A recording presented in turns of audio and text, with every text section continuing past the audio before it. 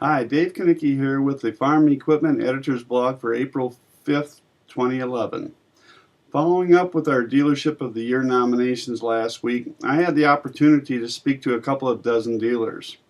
The good news is that nearly every dealer I talked with is busy.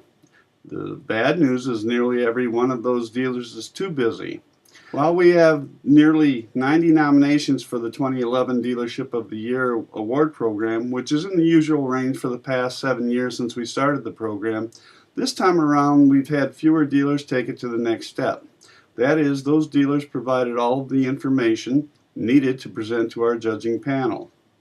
At this writing, we have about a dozen dealerships that the judges will consider for the 2 top spots in the 2011 awards program. What's interesting this year is the number of dealers who we spoke with that said they're just too busy to take the time to fill out the forms. A couple of them are building new dealerships and want to wait till next year to put their best foot forward. Several others, mostly in the dairy regions, said that 2010 wasn't the greatest year they've had, but 2011 is turning out to be an outstanding year. One New York dealer said that the first quarter of this year is already better than all of 2010. The other good news is that the dealerships that are participating this year are outstanding. I don't envy our judges this year at all. I'm glad that it's them making the choice, not me. Looking at these nominations reinforces what we've seen during the past several years. That is, the farm equipment dealers are getting better at running their businesses. And it's not just the large multi-store dealers who can be held up as being excellent business people.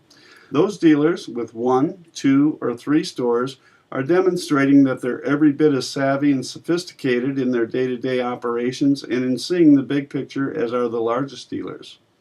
Some might say that being successful in business is easy when business is as good as it has been in agriculture the past several years. But I don't believe that's the case here.